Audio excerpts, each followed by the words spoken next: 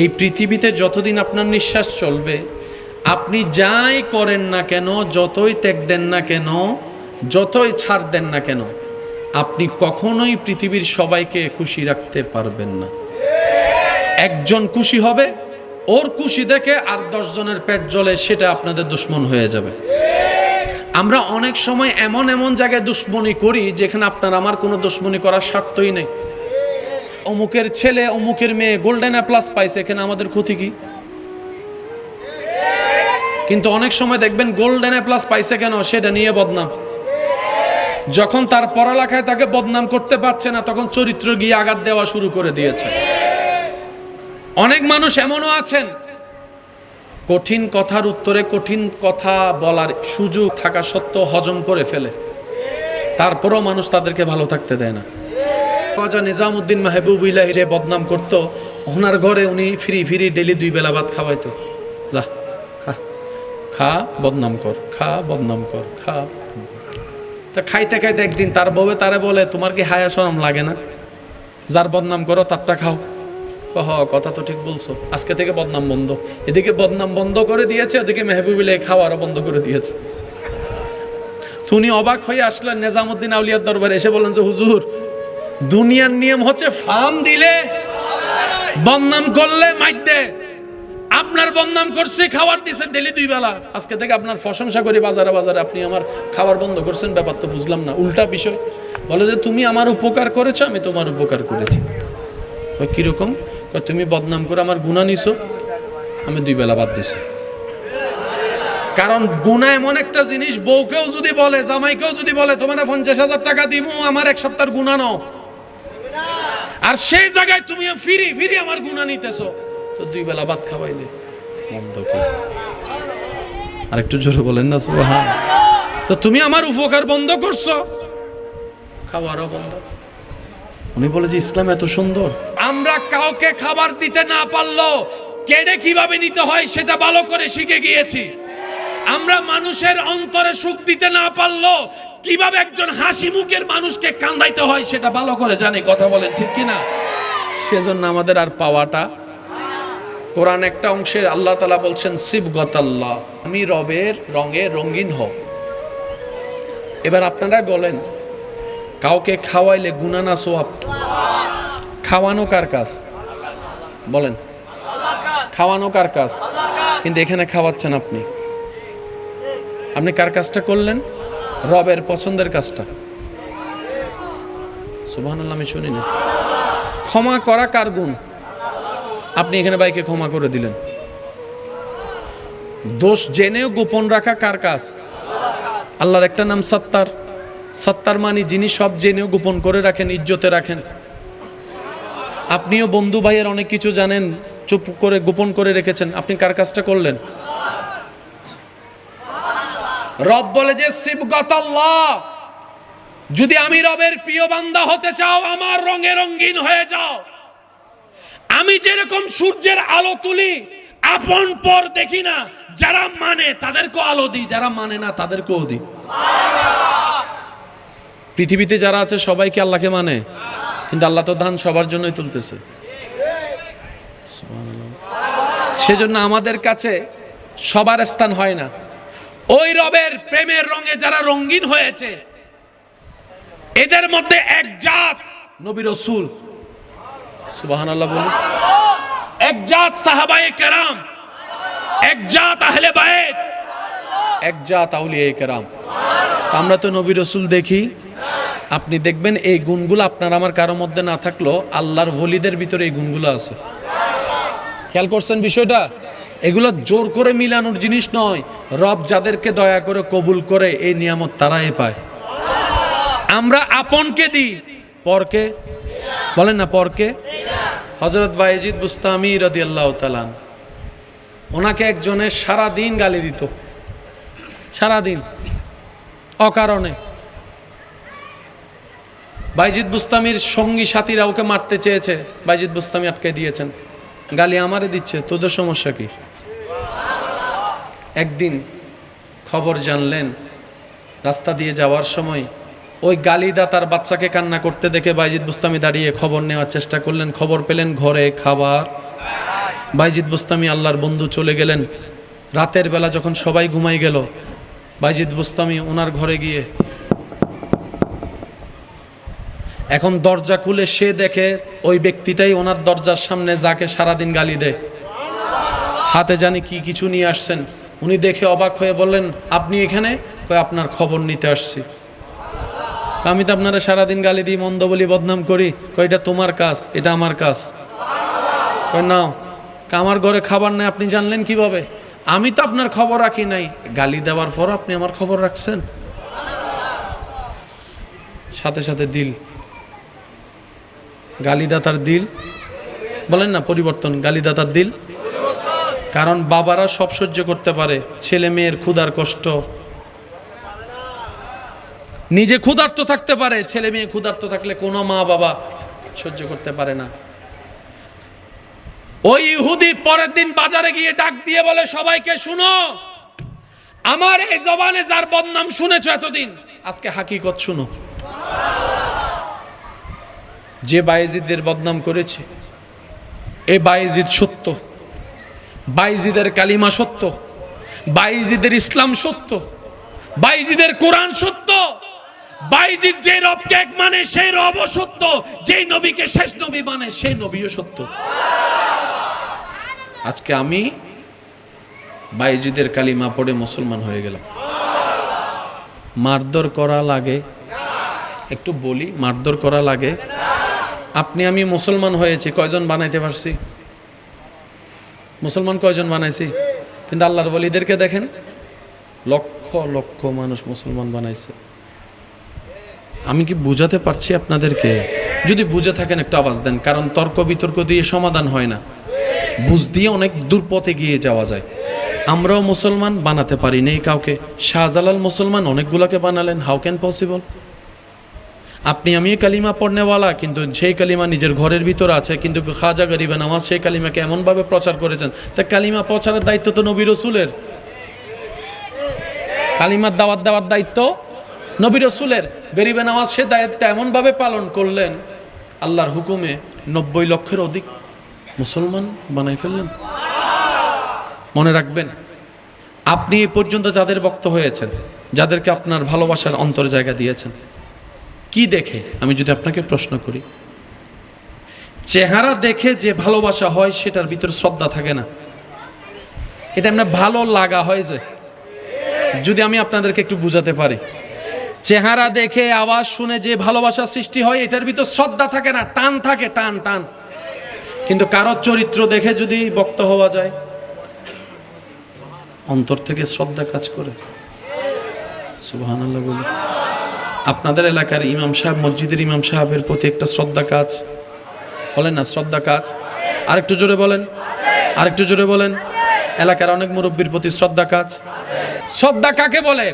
আপনাকে কথা বলছে, আপনার কষ্ট লাগতেছে, আপনি চুপ করে শুয়ে গেলেন। যেমন শিক্ষকের সামনে যেটা হয়, শিক্ষক যখন বলে যে কানে ধরে দাঁড়া, তখন স্যারে ছাত্র মনে বুড়ো হইল, আয় বড় হই, তারপর তোরা ধরাই মনে একটা জিদ কাজ করে কি করে না? বলেন না রে ভাই। মা বাবা যখন সবার সামনে বকা দেয়, তখন একটা রাগ কাজ করে কি করে না? কিন্তু কোনো আওয়াজ মুখ থেকে বের। কিন্তু বউয়ের সাথে যখন লাগেন, তখন তো ডাইরেক্ট দাবিক ফাইট। তাহলে একটা হচ্ছে টানের ভালোবাসা, আরেকটা হচ্ছে শ্রদ্ধার ভালোবাসা। আমি কি বুঝতে পারছি কথা? আল্লাহর ওলিরা এমন বিহেভিয়ার করেছেন মানুষের সাথে, দুশমন পর্যন্ত শ্রদ্ধা করতে বাধ্য। আল্লাহ বলে, হাবিব, আপনি এত কিছু আমাকে দিয়েছেন আমার জন্য, আমি কি আপনাকে কিছু দিব না? হ্যাঁ, আপনি আমাকে দিচ্ছেন, আমি দিব না? নবী বলে, সুবহানাকা, আপনার জন্য। আল্লাহ বলে, ইন্না আতাইনাকা, আপনার জন্য। নবী বলে, ওয়া বিহামদিকা, রব আপনার জন্য। আল্লাহ পাক বলে, ওয়ামা আরসালনাকা। কা শব্দটা খেয়াল করবে। নবী বলে সুবহানাকা, আল্লাহ পাক বলে ইন্না আরসালনাকা। নবী বলে ওয়া বিহামদিকা, আপনার জন্য, আপনার জন্য। রব বলে ওয়ামা আরসালনাকা, আপনি নবীর জন্য, আপনি নবীর জন্য, আপনি আপনি নবীর জন্য। নবী বলে ওয়া তাবারাকা ইসমুকা, আপনি রবের জন্য। আল্লাহ তাআলা বলে আলাম নাশরাহ লাকা সাদরাকা ওয়া ওয়াদানাকা ওয়া রাফানা লাকা। হাবিব, সমস্ত তারিফ অনলি ফর ইউ, সমস্ত নিয়ামত আপনি নবীর জন্য। আমি আল্লাহর খোদাই জাহান আপনি নবীর জন্য করে দিই, অনলি ফর ইউ। নবী বলে আপনার জন্য, আল্লাহ বলে আপনার জন্য। নবী বলে আপনার জন্য, আল্লাহ বলে আপনার জন্য। আমরা কেউ আসি? সেজন্য মনে রাখবেন, আমরা সবসময় ছাগলের 3 নম্বর বাচ্চা। লেনদেন হচ্ছে কাকে, কার কার? আল্লাহ এবং রসুলের বলে না, আল্লাহ এবং। আমরা তো কেউ ওইখানে, আমরা ওইখানে, জোরে বলেন আমরা ওইখানে, আমরা ওইখানে, আমরা ওইখানে। তো যারা বাহিরের, তারা বাহিরের মতো কথা বলাটাই উত্তম। আমরা কেউ ভিতরের, আমরা কেউ ভিতরের। দেনেওয়ালা আল্লাহ, পানেওয়ালা নবী। দিয়েছেন কতটুক একমাত্র আল্লাহ এবং নবী ভালো জানে, এই ছাড়া আর কেউ জানতে পারবে। আর আমরা সবাই হচ্ছে অনুমানকারী। আমরা সবাই কি কারি? তো অনুমানকারীর কথাও অনুমানের মতো হতে হবে। আল্লাহ আমাদের সবাইকে আদব বুঝার তৌফিক দান করুক। আল্লাহ সবাই আমাদের ঈমানের শাখা প্রশাখা মেনে চলার তৌফিক দান করুক। এবার নবীও বলে কা, আল্লাহ বলে কা। নবী বলে শুধু আপনার জন্য, আল্লাহ পাক বলে শুধু আপনার জন্য। নবী করে কার জিকির? আল্লাহ করে যার জিকির, তিনি আপনার আমার নবী রাহমাতুল লিল আলামিন। নবী বলছেন লা ইলাহা ইল্লাল্লাহ, লা ইলাহা ইল্লাল্লাহ, লা ইলাহা ইল্লাল্লাহ। আল্লাহ পাক বলে আপনি আমার এত সুন্দর প্রশংসা করলেন, যেন আমিও করছি, মুহাম্মাদুর রাসূলুল্লাহ। প্রেমের বন্ধন মনে রাখবেন, প্রেম ভালোবাসার চাইতে দামি হচ্ছে মহাব্বত, মহাব্বতের চাইতে দামি ইশক। ইশকের মামলাগুলো অন্যরকম। ভালোবাসার মধ্যে নিজের স্বার্থ দেখে অন্যকে ভালোবাসা হয়। মহাব্বতের মধ্যে সামনের জনের ইচ্ছাকে খুশি রেখে ভালোবাসা হয় মহাব্বত। আর ইশকের মধ্যে নিজেকে বিলীন করে দেওয়া হয়, বিলীন, বিলীন। আমি নাই, সুবহানাল্লাহ বলি। ইশকের মামলা বড় মারাত্মক। নবী বলে সুবহানাকা, আল্লাহ পাক বলে ইন্না আতাইনাকা। কে বলছেন? যে আল্লাহ হ বললেই হয়ে যায়। যদি বোঝা যায় যে আল্লাহ হ বললেই, আর আল্লাহর শান কি? কুন ফায়াকুন। সে আল্লাহ নবীর প্রশংসায় বলছেন ইন্না আতাইনাকা আল কাউসার খায়রে কাসীর। আমি আল্লাহ আপনি নবীকে দান করে দিয়েছি। ওয়ারাফানা লাকা যিকরাক, আমি রব আপনার জিকির, প্রশংসা, তারিফ বাড়িয়ে দিয়েছি। বাকি বলেন না, বাকি, বাকি, বাকি। আর দান সব সময় নির্ভর করে দানকারীর উপরে। দানকারী যদি 1 লাখ টাকার মালিক হয়, সে দান করবে ওই রকম। দানকারী যদি কোটি টাকার মালিক হয়, তার দান ওই রকম। দানকারী যদি শিল্পপতি হয়, তার দান ওই রকম। আর দানকারী যদি কুল কায়নাতের স্রষ্টা হয়, দানের লেভেলটা তো আমাদের কল্পনার, বলেন আমাদের কল্পনার, কল্পনার। ওই রকম শানওয়ালা একজন নবীর উম্মতের খাতায় আপনার আমার মতো গুনাহগারের নাম লেখা কত বড় সৌভাগ্য জানেন ভাইয়েরা। আমি আপনাদেরকে ছোট্ট করে একটু বলার চেষ্টা করি। জান্নাতে সবার যাওয়ার ইচ্ছা আছে। আল্লাহ তাআলা আপনাকে আমাকে নবী রাহমাতুল লিল আলামিনের উম্মত হওয়ার সুবাদে জান্নাতের দরজায় গিয়ে আল্লাহ পাক আমাদের পাকে রেখে দিয়েছেন। শুধু একটু ঈমান, ধৈর্য, সহ্য, নেক আমল দিয়ে জাস্ট দরজাটা ক্রস করাটা বাকি। এরপরও যদি আমরা জান্নাত না পাই, আমাদের মতো আফসোস করনেওয়ালা। সবচাইতে সহজ জান্নাত পাওয়ার সুযোগ আমাদের। আরেকটু জোরে বলি, আরেকটু জোরে। আমরা নিতেও জানি না, আমরা যে কি আমরা সেটাই জানি না।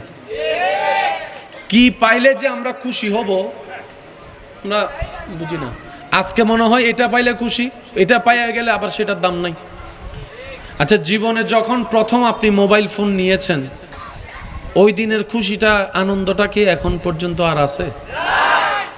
এখন আপনাকে আইফোন 17 দিয়েছেন, অনেক ছেলের আইফোন 17 এখন সাইলেন্ট করে ফালায় রাখছে, কল আসলেও ধরে না।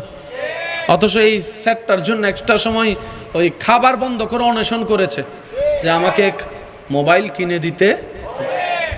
মনে রাখবেন, চাওয়াটা যখন রবের সন্তুষ্টির দিকে হবে, দুনিয়ার সব কিছুই আপনি পাবেন, কোনো কিছুর কমতি আপনাকে আল্লাহ পাক রাখবে না।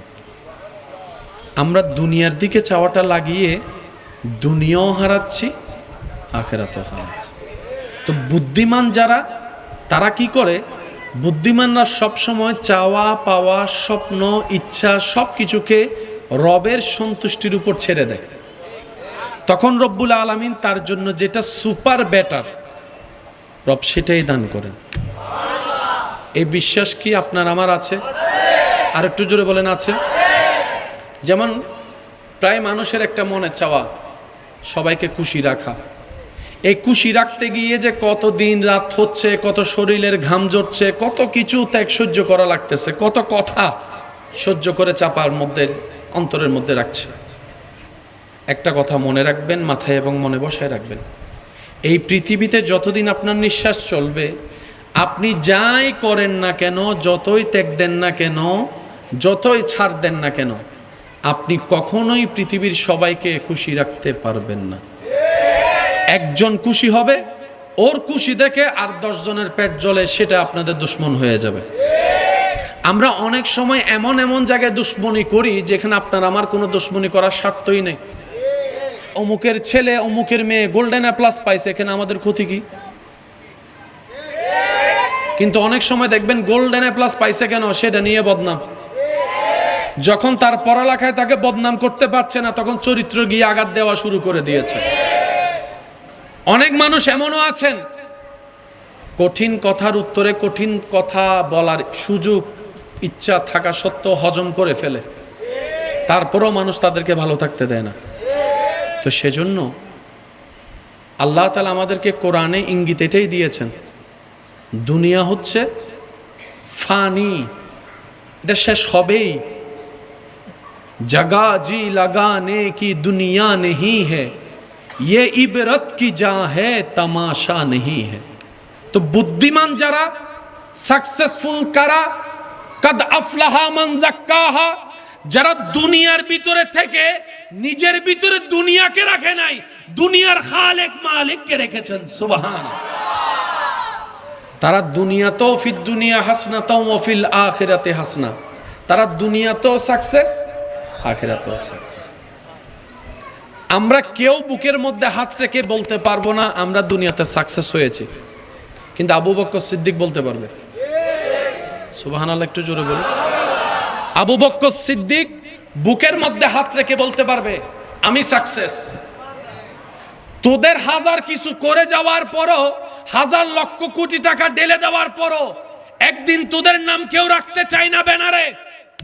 আর আমি আবু বকর আজকে গিয়েছি, অনেক দিন হয়েছে পৃথিবী থেকে, কিন্তু এখনো পর্যন্ত তোদের এলাকার ব্যানারে আমার নাম দিয়ে দেখতে পাচ্ছি। সেটা শুধু একটাই কারণ, আমি আবু বকর নবীর প্রেমে জীবন কাটিয়ে আল্লাহর ভয়কে সাথে নিয়ে নবীকে খুশি করে রবকে খুশি করেছে। সুবহানাল্লাহ।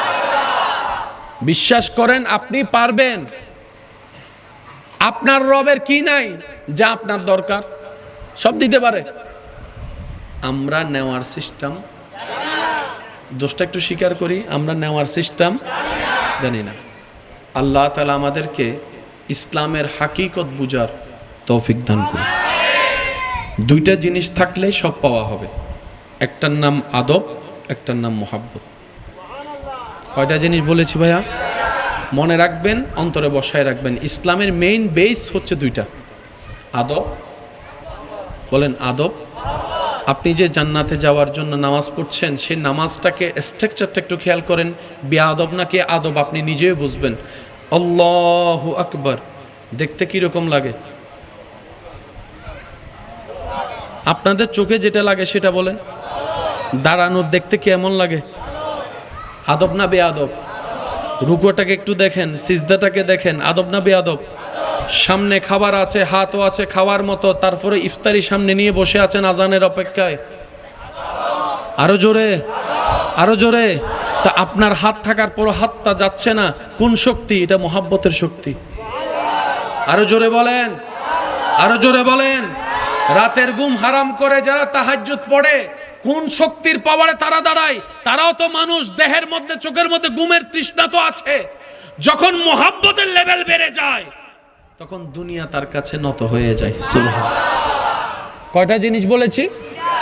আদব এবং এবার আপনার জীবনের মধ্যে খেয়াল করেন, আপনি যারা সবচাইতে বেশি ভালোবাসেন সে যদি আপনার সাথে আদব করে কথা না বলে, সত্যি করে বলেন বুকে হাত রেখে, পরের দিন থেকে তার প্রতি আর ভালোবাসা আসবে? যতই প্রিয় মানুষ হোক, আসবে?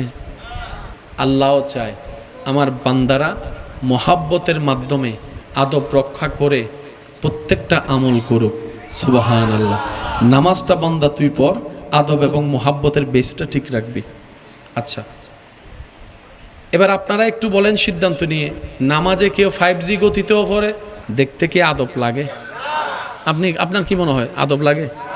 আপনারা এখানে যেরকম সেরকম হাঁটতেছেন, আপনি যদি এখানে কোনো রাষ্ট্রের কাজে যান, আপনি সেখানে দুপাই দুপাই হাঁটতে পারবেন না, জুতার আওয়াজও করা নিষেধ।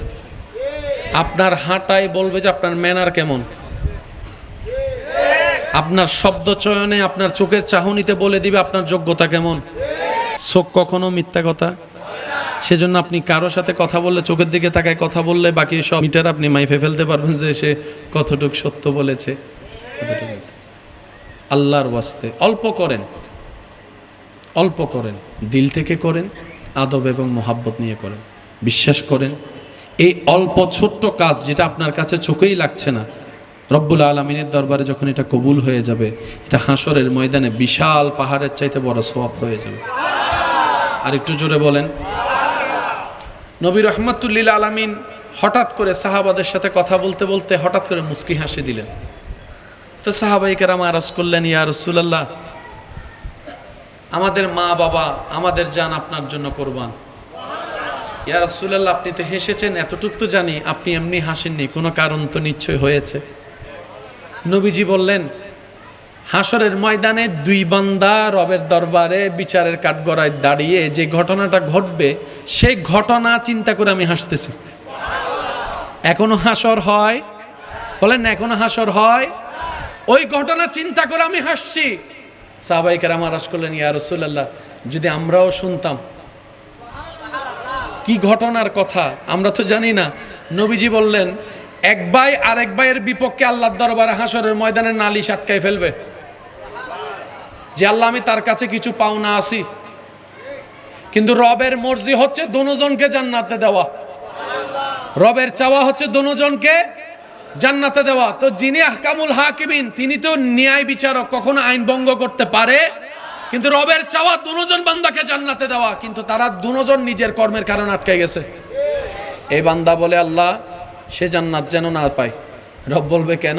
আমি তার কাছে পাওনা আছি। এবার রব্বুল আলামিন তাকে বলবে, একটু ওইদিকে তাকা। সে ওদিকে তাকাতেই বিশাল আকারের একটা সুন্দর জান্নাত তার চোখের সামনে চলে আসবে। সে জান্নাতের সৌন্দর্য দেখে এমন মুগ্ধ হবে, রবের দরবারে আরজ করবে, ইয়া রাব্বাল আলামিন, এত সুন্দর জান্নাত, এত সুন্দর ঘরটা কি কোন নবী রাসূলের জন্য, কোন সাহাবার জন্য, কোন মুজাহিদের জন্য, কোন শহীদের জন্য? আল্লাহ কার জন্য এমন ঘর? রব বলে যে আমার সন্তুষ্টির জন্য নিজের হক থেকে মুক্তি দিয়ে অন্যকে মাফ করে দিবে, এই ঘরটা আমি তারে দিব। এবার রব বলে যে তুই কি জান্নাত নিবি নাকি তার হিসাব নিবি, তুই কহ। সে বলবে যে আল্লাহ, আমার সব হিসাব মাফ, সব হক মাফ করে দিছি সরে, আর কোনো চাওয়া নাই আল্লাহ, ওইটা আমার লাগবে। রব বলে যে তুই মাফ কর, আমি তোর ওইটা দিব। তুই মাফ করে জান্নাত পা, সে তোকে মাফ করে দিয়ে সে জান্নাত পা। রবের হিকমত হচ্ছে বান্দা সবাই জান্নাতে যাক। সুবহানাল্লাহ বলি। রব চাই আমরা কোথায় যাই? আমরাই চাই না আমরা জান্নাতে যাই।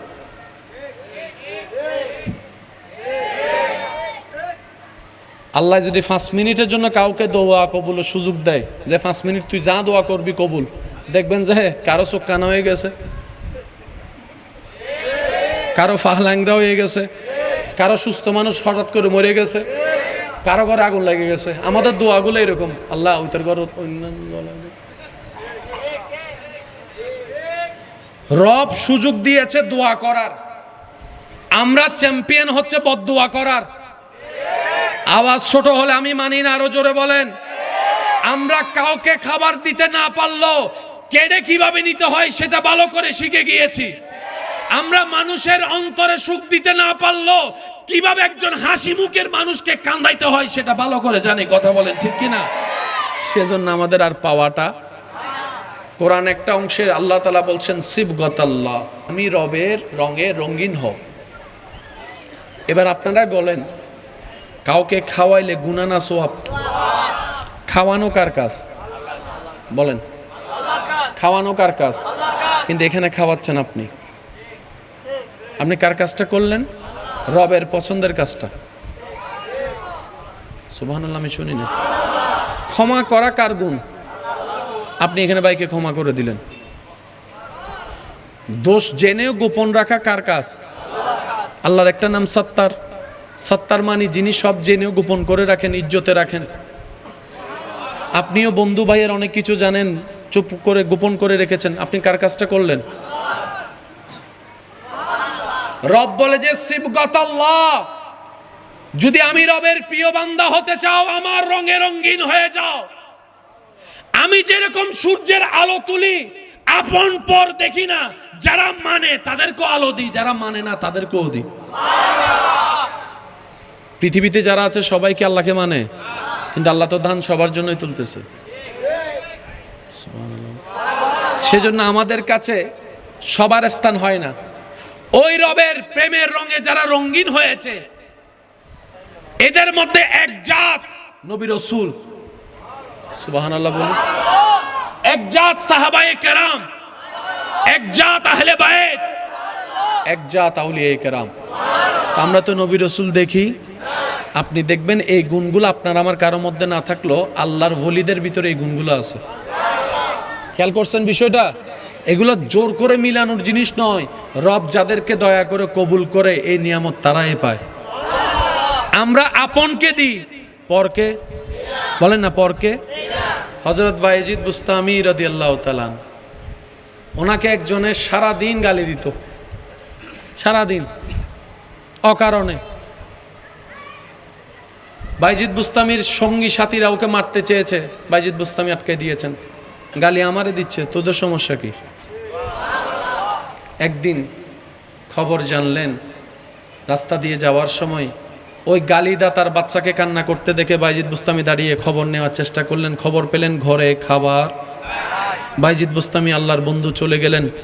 রাতের বেলা যখন সবাই ঘুমাই গেল, বায়েজিদ বুস্তামি ওনার ঘরে গিয়ে এখন দরজা খুলে সে দেখে ওই ব্যক্তিটাই ওনার দরজার সামনে যাকে সারাদিন গালি দেয়। হাতে জানি কি কিছু নিয়ে আসছেন। উনি দেখে অবাক হয়ে বললেন, আপনি এখানে? কয়, আপনার খবর নিতে আসছি। আমি তো আপনারা সারাদিন গালি দিই, মন্দ বলি, বদনাম করি। কয়, এটা তোমার কাজ, এটা আমার কাজ। কয়, নাও। আমার ঘরে খাবার নাই, আপনি জানলেন কিভাবে? আমি তো আপনার খবর রাখি নাই। গালি দেওয়ার পর আপনি আমার খবর রাখছেন? সাথে সাথে দিল, গালিদাতার দিল, বলেন না পরিবর্তন, গালিদাতার দিল। কারণ বাবারা সব সহ্য করতে পারে, ছেলে মেয়ের ক্ষুধার কষ্ট, নিজে ক্ষুধার্ত থাকতে পারে, ছেলে মেয়ে ক্ষুধার্ত থাকলে কোনো মা বাবা সহ্য করতে পারে না। ওই ইহুদি পরের দিন বাজারে গিয়ে ডাক দিয়ে বলে, সবাইকে শুনো, আমার এই জবানে যার বদনাম শুনেছো এতদিন, আজকে হাকিকত শুনো। যে বায়েজিদের বদনাম করেছে, এ বায়েজিদ সত্য, বায়েজিদের কালিমা সত্য, বায়েজিদের ইসলাম সত্য, বায়েজিদের কোরআন সত্য, বায়েজিদ যে রবকে এক মানে সেই রবও সত্য, যেই নবীকে শেষ নবী মানে সেই নবীও সত্য। আজকে আমি বায়েজিদের কালিমা পড়ে মুসলমান হয়ে গেলাম। মারধর করা লাগে? একটু বলি, মারধর করা লাগে? আপনি আমি মুসলমান হয়েছি, কয়জন বানাইতে পারছি? মুসলমান কয়জন বানাইছি? কিন্তু আল্লাহর ওলিদেরকে দেখেন, লক্ষ লক্ষ মানুষ মুসলমান বানাইছে। আমি কি বুঝাতে পারছি আপনাদেরকে? যদি বুঝে থাকেন একটা আওয়াজ দেন, কারণ তর্ক বিতর্ক দিয়ে সমাধান হয় না, বুঝ দিয়ে অনেক দূর পথে গিয়ে যাওয়া যায়।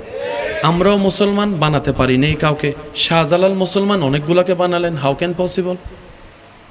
আপনি আমি কালিমা পড়নেওয়ালা, কিন্তু সেই কালিমা নিজের ঘরের ভিতরে আছে, কিন্তু খাজা গরিবে নামাজ সেই কালিমাকে এমনভাবে প্রচার করেছেন, তা কালিমা প্রচারের দায়িত্ব তো নবী রসুলের। কালিমার দাওয়াত দেওয়ার দায়িত্ব নবী রসুলের। গরিবে নামাজ সে দায়িত্ব এমনভাবে পালন করলেন, আল্লাহর হুকুমে 90 লক্ষের অধিক মুসলমান বানাই ফেললেন। মনে রাখবেন, আপনি এ পর্যন্ত যাদের বক্ত হয়েছেন, যাদেরকে আপনার ভালোবাসার অন্তর জায়গা দিয়েছেন, কি দেখে? আমি যদি আপনাকে প্রশ্ন করি, চেহারা দেখে যে ভালোবাসা হয় সেটার ভিতর শ্রদ্ধা থাকে না, এটা এমনি ভালো লাগা হয় যে। যদি আমি আপনাদেরকে একটু বুঝাতে পারি, চেহারা দেখে আওয়াজ শুনে যে ভালোবাসা সৃষ্টি হয় এটার ভিতর শ্রদ্ধা থাকে না, টান থাকে, টান টান। কিন্তু কারোর চরিত্র দেখে যদি বক্ত হওয়া যায়, অন্তর থেকে শ্রদ্ধা কাজ করে। সুবহানাল্লাহ বলি। আপনাদের এলাকার ইমাম সাহেব, মসজিদের ইমাম সাহেবের প্রতি একটা শ্রদ্ধা কাজ, বলেন না শ্রদ্ধা কাজ? আরেকটু জোরে বলেন, আরেকটু জোরে বলেন। এলাকার অনেক মুরব্বীর প্রতি শ্রদ্ধা কাজ। শ্রদ্ধা কাকে বলে? আপনাকে কথা বলছে, আপনার কষ্ট লাগতেছে, আপনি চুপ করে শুয়ে গেলেন। যেমন শিক্ষকের সামনে যেটা হয়, শিক্ষক যখন বলে যে কানে ধরে দাঁড়া, তখন স্যারে ছাত্র মনে মনে বুড়ো হইল, আয় বড় হই, তারপর তোরা ধরাই মনে। একটা জিদ কাজ করে কি করে না? বলেন না রে ভাই। মা বাবা যখন সবার সামনে বকা দেয়, তখন একটা রাগ কাজ করে কি করে না? কিন্তু কোনো আওয়াজ মুখ থেকে বের। কিন্তু বউয়ের সাথে যখন লাগেন, তখন তো ডাইরেক্ট দাবিক ফাইট। তাহলে একটা হচ্ছে টানের ভালোবাসা, আরেকটা হচ্ছে শ্রদ্ধার ভালোবাসা। আমি কি বুঝতে পারছি কথা? আল্লাহর ওলিরা এমন বিহেভিয়ার করেছেন মানুষের সাথে, দুশমন পর্যন্ত শ্রদ্ধা করতে বাধ্য। সুলতানুল মাশায়েখ খাজা নিজামউদ্দিন মাহবুবুল্লাহির যে বদনাম করত, ওনার ঘরে উনি ফ্রি ফ্রি ডেলি 2 বেলা ভাত খাওয়াইতো। যা খা বদনাম কর, খা বদনাম কর, খা। তা খাইতে খাইতে একদিন তার বউয়ে তারে বলে, তোমার কি হায়া শরম লাগে না? যার বদনাম করো তারটা খাও। কথা তো ঠিক বলছো, আজকে থেকে বদনাম বন্ধ। এদিকে বদনাম বন্ধ করে দিয়েছে, ওদিকে মেহবুবুল্লাহ খাওয়ারও বন্ধ করে দিয়েছে।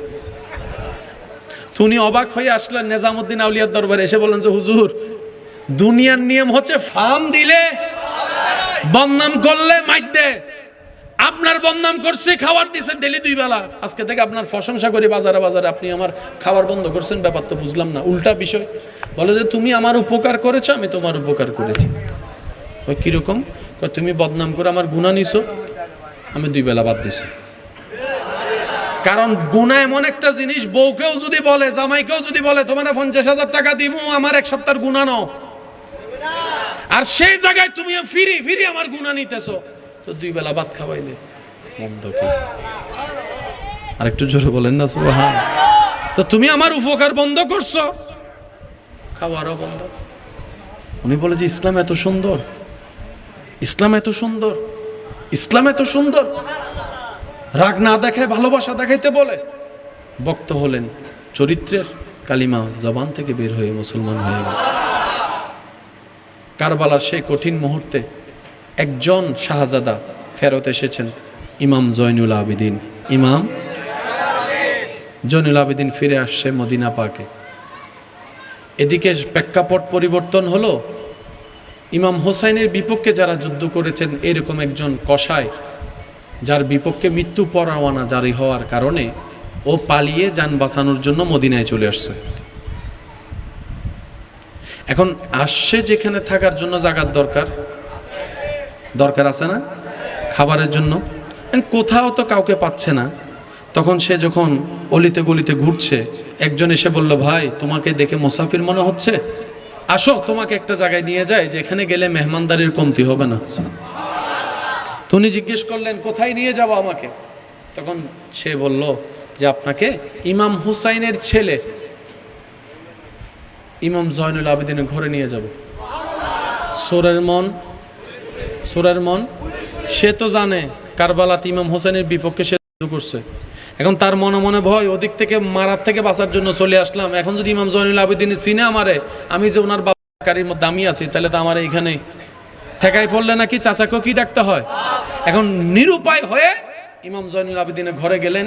ইমাম জয়নুল আবেদিন এমন মেহমানদারি করলেন, নিজের বিছানা ছেড়ে দিয়ে তাকে থাকার সুযোগ করে দিয়েছে। নিজের ঘরের খাবারটাকে ভাগ করে অল্প নিজের জন্য রেখে বাকিটা ওনাকে দিয়েছেন। তো মানুষ যতই খারাপ হোক, ভিতরে মনুষ্যত্ব একদিন একদিন জেগে উঠে। যখন সে মেহমানদারি পাচ্ছে ভিআইপি, খাবার পাচ্ছে ভিআইপি, ভালোবাসা পাচ্ছে ভিআইপি, তার ভিতরে আগুন জ্বলা শুরু হয়েছে। কার বাফরে মানলাম, কার বাফরে মানলাম, কার বাফের বিপক্ষে গেলাম, ভিতরে জ্বলতেছে। কয়েকদিন থাকার পরে সে বলে যে ভাই আমি আর থাকতে পারবো না, আমাকে বিদায় দেন। এখানে বেঁচে থাকার চাইতে মরে যাওয়া অনেক ভালো, কারণ নিজের অপরাধ নিজেকে শেষ করে ফেলতেছে। ইমাম জয়নুল আবেদিন বললেন, ভাই দূরের পথে আপনি যাবেন, পথ খরচের জন্য তো কিছু দরকার আছে, ধরেন আপনার পথ খরচে রাখেন। তার উপর আরো বেশি চাপ চলে আসলো। কিছু দূর যাওয়ার পরে যখন তার বিবেক, তার অস্তিত্ব যখন নাড়া দিল, সে আবার আসলো ইমাম জয়নুল আবেদিনের ঘরে। এসে দরজা নক করলেন। ইমাম জয়নুল আবেদিন দরজা খুললেন। ইমাম জয়নুল আবেদিনকে সে দেখে বলে, আপনি হয়তো আমাকে চিনেন নাই, চিনলে হয়তো মেহমানদারি করতেন না। ইমাম জয়নুল আবেদিন এর কথা শুনে চোখের পানি ছেড়েছে, বলে, প্রথম দেখায় আমি তোমাকে চিনতে পেরেছি, তুমি সেই ব্যক্তি যেই আমার বাবা ইমাম হোসেনকে পিছন থেকে তীর মেরেছো। সে বলে যে আমি তো মনে করছি আপনি আমাকে না চিনে মেহমানদারি করছেন, চিনার পরে তো মেহমানদারি, ব্যাপার কি? ইমাম জয়নুল আবেদিন বলে, সেই দিন তোমরা যেটা করেছিলা সেটা তোমাদের চরিত্র, আজকে আমি যেটা করেছি সেটা নবী মুস্তাফার উম্মতের চরিত্র। দেন না ভাইকে মাফ করে দেন না, ছেড়ে দেন না, দাড়ি কমা বাদ দেন না, কথা টানলে কথা আসে। আপনার মার পেটের ভাই তো, আপনার নিজের বংশের চাচা তো, যেটা তো অন্যায় করছে আর কি, হিসাব আল্লাহর উপর ছেড়ে দেন না। আপনি কেন করছেন? বিচারক তো আল্লাহ। আপনি বিচার করলে কয়টা করবেন? হয়তো 2টার কুচি মারবেন, না হয় 10 বছর জেল খাওয়াতে পারবেন, এর চাইতে বেশি আপনি করতে পারবেন না। সে যদি 10 বছরও জেল খাটে, 10 বছর যতদিন জেলে থাকবে, মনে মনে আপনার বিপক্ষে রাগ তুলবে। আপনাকে না বললে আপনার ছেলে মেয়ের মারবে, তো লাভটা কি? মনে রাখবেন, আজকে যেটা হচ্ছে সেটা আজকের কাহিনী নয়, অতীতের কোনো লম্বা ঘটনা। কারণ প্রত্যেকটি ক্রিয়ার একটি বিপরীত প্রতিক্রিয়া, ঘটনার পিছনেও ঘটনা। আওয়াজ বড় করে দেন, ঘটনার পিছনেও ঘটনা। আপনি যদি প্রতিশোধ নেন, আপনার এফেক্ট আসবে একরকম। আপনি যদি সাজা দেন, আপনার এফেক্ট আসবে একরকম। আল্লাহ তো কুল কায়নাতের মালিক, কোন বললেই হয়ে যায়। ফেরাউন যেই দিন বলেছিল আনা রাব্বুকুমুল আলা, এত বড় বেয়াদবি করার পর আল্লাহ তার নিঃশ্বাস বন্ধ করে নাই, সুযোগ দিয়েছে ক্ষমা চাওয়ার জন্য, ফেরত আসার জন্য। আমি কেন ক্ষমা করতে পারবো না? দেন না, বাদ দেন না। শুনেন, কেউ আপনাকে কিছু দিল, আপনি নিলে তো নেওয়া হয়। পচা কথা, অসুন্দর কথা কারো পছন্দ, কঠিন কথা কারো পছন্দ, গালাগালি কারো পছন্দ। আচ্ছা, আপনি রাস্তা দিয়ে হেঁটে যাচ্ছেন, একজন পাগল আপনাকে যা তা গালাগালি করছে, মন খারাপ করবেন? আমি সবার মুখে শুনতে চাই। সে আপনাকে যা তা দৌড়ানো পর্যন্ত দিছে লাঠি নিয়ে, আপনি মন খারাপ করবেন? চেহারা গম্ভীর করবেন? একই পচা কথা যদি ঘরে গিয়ে আপনার ভাই আপনাকে বলে, আপনার তো মন খারাপ হয়ে যাচ্ছে। কখনো কি ভাবছেন, একই কথা তো শুনেছেন, পাগলের মুখে মন খারাপ করেন না কেন? কারণ তারটা আপনি নেনই নাই। আপনি নিলে মন খারাপ হওয়া। আপনি যদি বলেন যে যা জিজ্ঞেস তো নাই সুজিজ্ঞে, তাহলে আপনার মন খারাপ করার ক্ষমতার কারণে কেউ কঠিন কথা বললে আপনি না নিলেই হয়। তো না নিবেন কিভাবে? এটা তো দেখা যায় না যে আপনি বলের মতো থ্রু করে দিলেন। সেজন্য মনে রাখবেন, কষ্ট আসবে, মুস্কি হেসে আলহামদুলিল্লাহ বলবেন, এটা রিটার্ন হয়ে যাবে। আঘাত আসছে, মুস্কি হেসে আলহামদুলিল্লাহ বলবেন, এটা রিটার্ন। আপনাকে যদি কেউ এরকম গালি দেয় সামনাসামনি, আপনি যদি চোখ করে হাসতে থাকেন, সে কতক্ষণ গালি দিবে? সে গালি দিদি দিদি বিরক্ত হয়ে যাবে। হদ্দা হারের লারি রিতে তো নলরের কথা বলেন না, কারে নাড়তেছি, সে তো লড়েই না। আপনাকে কেউ বকা দিচ্ছে, আপনি যদি বলেন যে সুন্দর করে বকা দিচ্ছ, আরেকটু দাও, আরেকটু বিসমিল্লাহ, তাড়াতাড়ি দাও, আছে। কখন হয় ঝামেলা? একের পরিবর্তে যখন 2 যায়, তখন 3টা আসে। কারণ আমরা কেউ হারতে চাই না, আমরা সবাই জিততে চাই। ওই জিততে গিয়ে আমরা হেরে যাই। কিভাবে হারি? আমরা তর্কে জিততে জিততে গিয়ে সংসারে হেরে যায়, আমরা ঝগড়ায় জিততে গিয়ে সম্পর্কে হেরে যায়। ভাই ভাইয়ের সম্পর্ক আর থাকে, স্বামী স্ত্রীর সম্পর্ক থাকে, লাভটা কি হলো? Total result.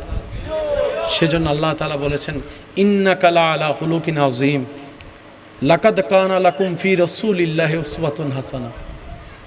যেই নবীকে মক্কায় নিঃশ্বাস নিতে দেয় নাই যারা, মক্কা বিজয়ের দিন নবীর আগমন দেখে তারা সবাই পালিয়ে গেল ভয়ে। নবী কাবার সেহেনে দাঁড়িয়ে বলে, কে কোথায় আছো যারা আমাকে কষ্ট দিয়েছিলা? আসো। আমার খাবার বন্ধ করেছিলা, কোথায় তোমরা? আসো আসো, বের হও বের হও। তো তাদের মনে পালপিটার আরো বেড়ে গেল, হয়তো আজকে করবে, কারণ যাওয়ার সময় নবী ছিল একজন, দুইজন, তিনজন, আসার সময় তো 10,000-এর বেশি। আজকে তো রেহাই নাই। নবী হঠাৎ করে বললেন, যারা আমাকে গালি দিয়েছো, মন্দ বলেছো, কষ্ট দিয়েছো, আমার জন্মস্থান আমাকে থাকতে দাও নাই, আমার পরিবার নিয়ে বাঁচতে দাও নাই, আমার রাস্তাঘাটের মধ্যে কাটা বিছিয়ে দিয়েছো, আমার পানি বন্ধ করে দিয়েছো, আমার নিঃশ্বাস নিতে দাও নাই ভালো করে, আমি নবী সবাইকে সাধারণ ক্ষমা ঘোষণা করে দিলাম দিলাম দিলাম। আপনি সেই নবীর উম্মত, আপনি সেই নবীর উম্মত। দেন না দেন না, মাফ করে দেন। কারণ নাম দরকার নাই। চোখটা বন্ধ করে যেই শত্রুর কথা আপনার মাথায় আসে, চেহারায় বাসে, আল্লাহর দিকে তাকে মাফ করে দেন। এমনও হতে পারে আপনি তাকে একটা কাজের জন্য মাফ করেছেন, ওই বান্দার রব খুশি হয়ে আপনার 40,000 গুনাহ মাফ করে দিবে। ঈমান আছে না নাই? বিশ্বাস আছে না নাই? আরেকটু জোরে বলেন, আছে না নাই? আল্লাহ ও গো আল্লাহ, ক্ষমা করে দাও, মাফ করে দাও। আমি সবার মুখে শুনতে চাচ্ছি, আল্লাহ ও গো আল্লাহ, ক্ষমা করে দাও। জীবন মোদের যতদিন থাকিবে, সুপথে চালাও, মাফ করে দাও। সবাই আল্লাহ ও গো আল্লাহ, ক্ষমা করে দাও। একবার বলেন আমিন। আল্লাহর একজন ওলি হযরত হাসান রাদিয়াল্লাহু তাআলা, যার জীবনটা গিয়েছে হক হালালের ইনকামের উপর। আর আমরা সবাই জানি হক হালালের ইনকামের জীবন একটু কঠিন, একটু কষ্ট হয়, কিন্তু বরকত সীমাহীন। আল্লাহর সেই ওলি হযরত হাসান রাহমাতুল্লাহ আলাইহি, হযরত হাসান রাহমাতুল্লাহ আলাইহি সৎ পথে জীবনের প্রতি এত অটল ছিলেন, কখনো 2 নম্বরী কাজের জন্য যায় নাই, যদিও পেটে ক্ষুধা ছিল। ঘরে বাজার নাই, বউয়ের টানা দিত। উনি সকালবেলা কাজের জন্য বের হতো, কিন্তু ভালো কাজ না পেলে উনি করতেন না। উনি কি করতেন, যেই সময়টা উনি কাজ করতে পারতেন না, উনি চিন্তা করতেন আমি আমার রবের ইবাদত করি। সবসময় মনে রাখবেন, নিয়ত যেমন বরকত তেমন। উনি ওনার জায়গায় কাজ না পেয়ে ইবাদতে মশগুল থাকতেন। ইবাদত করলে তার খানা আসবে, যেটা বাস্তবতা আর কি। ইবাদত করলে খানা আসবে, হ্যাঁ আসবে না সেটা আমাদের জন্য, ওনাদের মতের জন্য আসে। আমরা ওই রকম উপযুক্ত হই নাই বলে আসে না যে। এবার বলেন, দোষ কাদের? একটু জোরে বলি, ব্যর্থতা কাদের? নিতে জানি না, দোষ কাদের? উনি সন্ধ্যা যখন হয়, সূর্য যখন ঢলে পড়ে, উনি ঘরের দিকে আসে আর ভাবতে থাকে, কেমনে কি করব, কেমনে কি করব, কেমনে কি করব, বউকে কিভাবে বুঝ দিব। দীর্ঘদিন এভাবে যাওয়ার পর একদিন যখন সন্ধ্যায় উনি ফিরছেন, ঘরের দরজা ঢুকে দেখে যে বউয়ের চেহারায় হাসি। বউ বলে যে আপনি ফ্রেশ হয়ে নেন, খাবার ব্যবস্থা করতেছি। উনি মনে মনে বলে, বাজারই তো করি নাই, খাবার আসলো কোত্থেকে?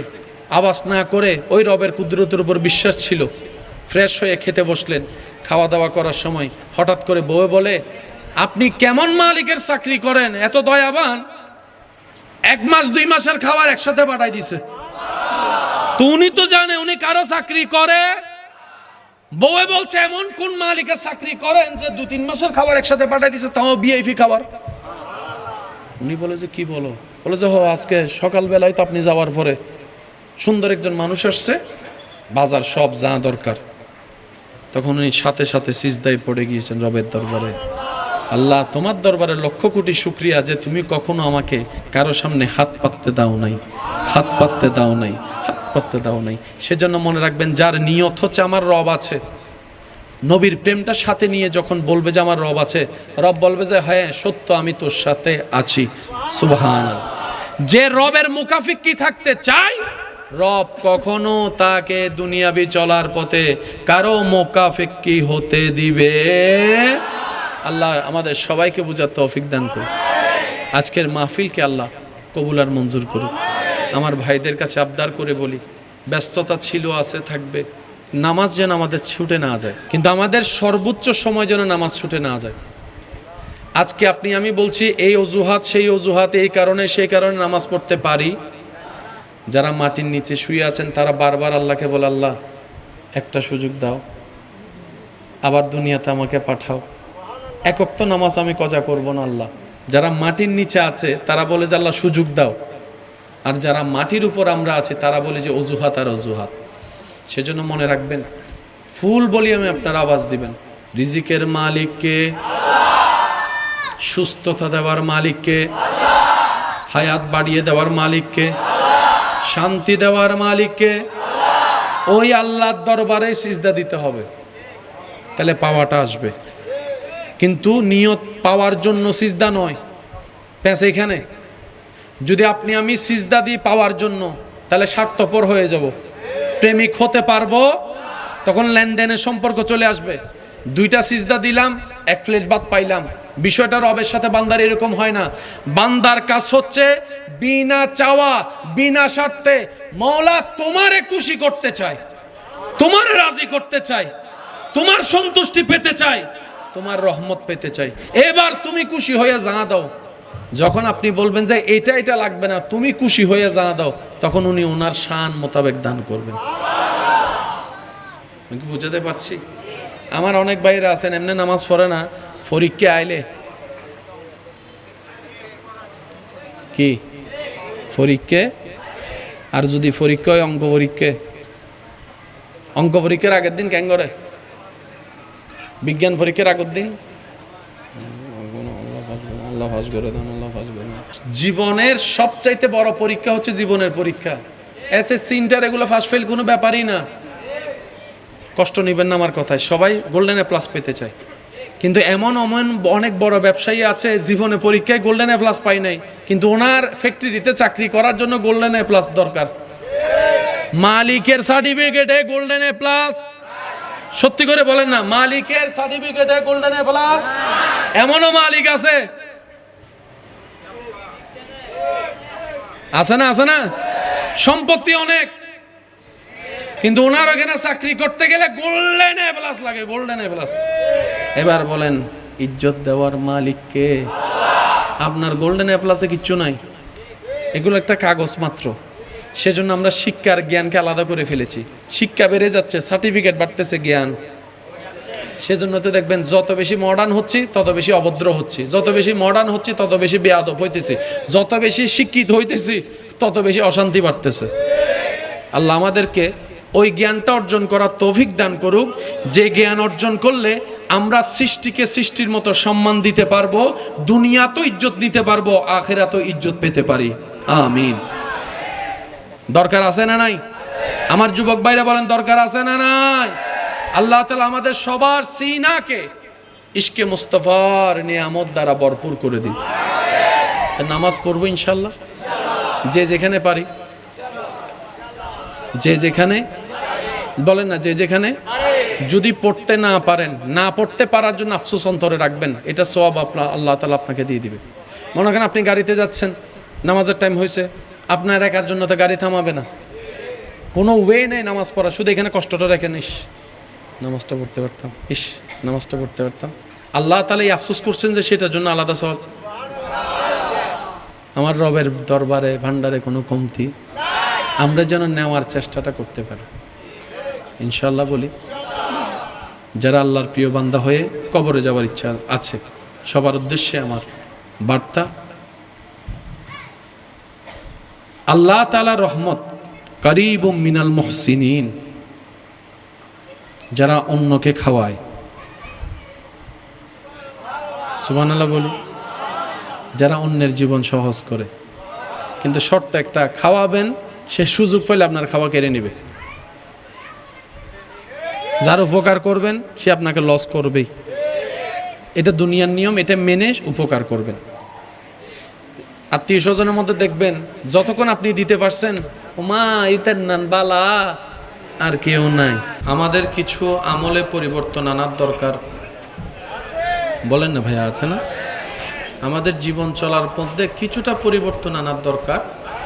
আর আমরা সেটা তখনই করতে পারবো যখন নবীর প্রেম নিয়ে আল্লাহর সন্তুষ্টির জন্য করার নিয়ত করব, ইনশাআল্লাহ।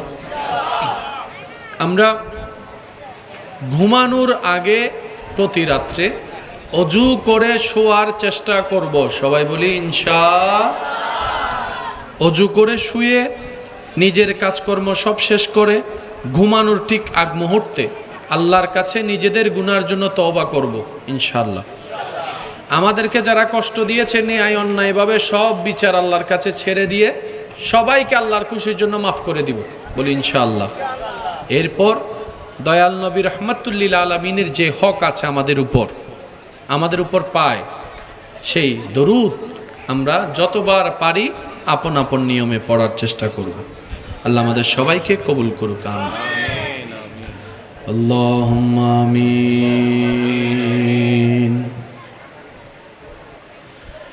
ইয়া ইলাহি हर जगह तेरी अता का साथ हो, या इलाही हर जगह तेरी अता का साथ हो, जब पड़े मुश्किल शाहे मुश्किल कुशा का साथ हो, या इलाही नामाए आमाले जब खुलने लगे, ऐब पोशे खल्के सतारे खता का साथ हो। आमीन। अल्हम्दुलिल्लाह रब्बिल आलमीन वस्सलातु अला नबिय्यिल करीम व अला आलिहि व अस्हाबिहि अजमाइन। রব্বুল আলামিন আজকের এই মাহফিলকে তোমার রহমতের দরবারে তুমি কবুল করে নাও। যারা সাজিয়েছেন, সহযোগিতা করেছেন মাওলা, প্রত্যেকজন খাদেমের খেদমত তুমি কবুল করে নাও। আল্লাহ, যারা এই মাহফিলের মধ্যে শরীক শামিল হয়েছেন মাওলা, প্রত্যেকজনের শরীক শামিলকে কাল হাসরের ময়দানে নাজাতের জরিয়া হিসেবে তুমি কবুল করে নাও।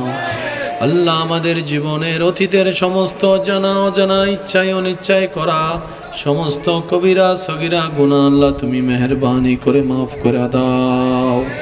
আল্লাহ, আমাদের মা বাবা দাদা দাদি নানা নানির গুনাহ মাফ করে দাও।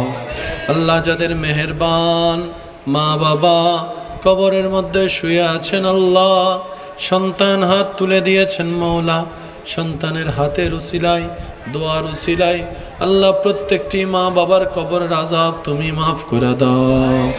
রব্বুল আলামিন, আমাদের সবাইকে তোমার প্রিয় বান্দা হয়ে কবরে যাওয়ার তুমি তৌফিক দান করো।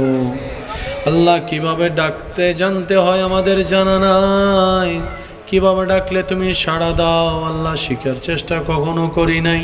আল্লাহ, আমাদের জবানে গুনাহ, চোখে গুনাহ, হাতে গুনাহ, শরীরে গুনাহ, মনে গুনাহ। আল্লাহ সারা শরীরে গুনায় ভরপুর, দুই হাত গুনায় ভরপুর। আল্লাহ তোমার রহমত পাওয়ার বিন্দু পরিমাণ যোগ্যতা আল্লাহ আমাদের কাছে নাই। আল্লাহ সেই কথা জেনেও বড় আশা করে তোমার রহমতের দরবারে দুইটা হাত তুলে দিয়েছি। আল্লাহ আমাদের দিকে তাকিও না আল্লাহ, তোমার নবী রাহমাতুল লিল আলামিনের দিকে তাকিয়ে আল্লাহ আমাদের সকলের দোয়া ফরিয়াদ তুমি কবুল করো। আল্লাহ যারা অসুস্থ আছেন তাদেরকে শেফা দান করো। আল্লাহ যারা অভাবে আছেন অভাব থেকে মুক্তি দান করো। আল্লাহ যারা ঋণগ্রস্ত আছেন সসম্মানে ঋণ থেকে আল্লাহ মুক্তির ব্যবস্থা করো।